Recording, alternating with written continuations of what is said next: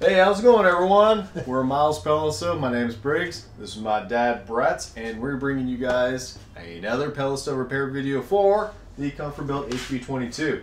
And on today's agenda, we have the vacuum switch. Dad, what do you tell them more about it? Here it comes! The vacuum switch, and you will find these on most all pellet stoves. And when these go bad, your pellet stove won't distribute pellets, or the auger motor won't distribute pellets. So this is a safety feature. Don't bypass it. Buy a new one if it goes bad. And this you will be able to find on the left side of this stove. And Briggs, are you going to show them how to do it? Definitely. Okay, let's go to work, and thanks for tuning in. All right, let's do it. Welcome back to the pellet stove train, and as Brett always says, unplug, unplug, unplug your stove prior to doing any maintenance on it. It's safety. And if you feel uncomfortable working on your pellet stove and you live in Lynn, Lane, or Benton counties, call Briggs and I for a service. If you live in another state, great.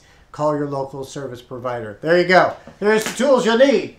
An impact with a Phillips adapter or a regular Phillips screwdriver, and a pair of pliers, and the new vacuum switch. You ready, Briggs? Definitely. Okay, let's put this puppy in and save you some money. Ready? Okay, I'm ready. All right, let's get to work. So, we're going to be focusing on the left side facing forward. So, we're going to open up the panel. I like those doors. They're nice You just doors. get to everything on this stove. So right here, here's your vacuum switch. Now this is the older style. Nowadays, the replacement is this one. And so it's okay. This will still work the same. We're going to show you how to go through it. So basically what we're going to be doing, you're going to have two screws diagonally. We're going to be removing the wires and also removing the tube. Now just a heads up. So real quick, this tube right here, you can just move around with a little bit of elbow grease and free it. So a number of times your vacuum switch, it may not be bad. You might just have to clear this line. So if you want to clear this line, disconnect it from the vacuum switch like this. So you can take an air compressor just like this if you have one, blow it through to help clear it out.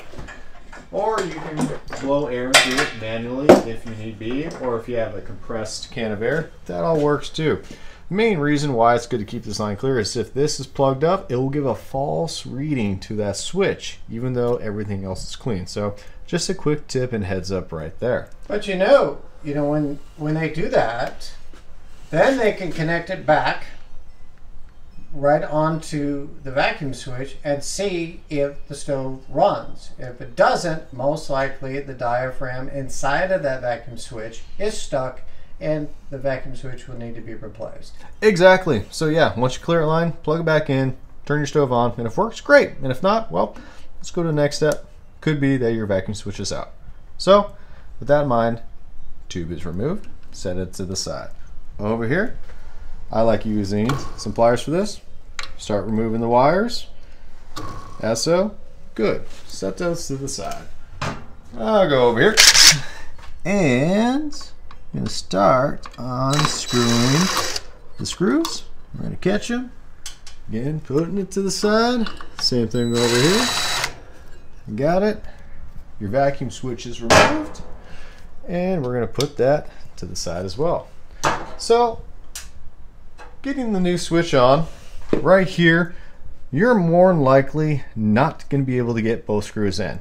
And you know what? That's okay.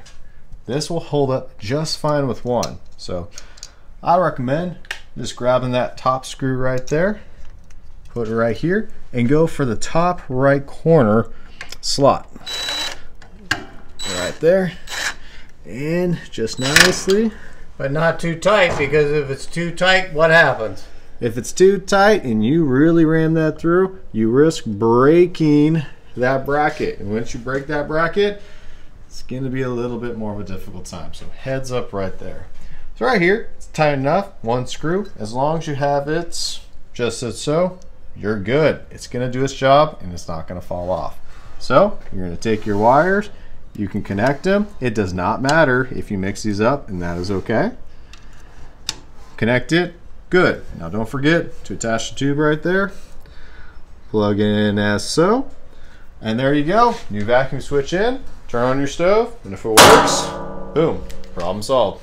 And that is all. Hopefully this video has been helpful. We really appreciate all of the support, all the likes, shares, the comments, the subscribes. It all helps us out to, well, hopefully help you out. Great old mutual benefit. And again, we're very thankful for you guys. Dad, you have any last thoughts? Real quick, you know, down the line, Briggs and I are going to have more makes and models that you or your family or your friends may have, so we can help y'all save some money during these trying times. Folks, thanks for tuning in. We'll see you on the next one. Thank you. Thanks, guys. See ya.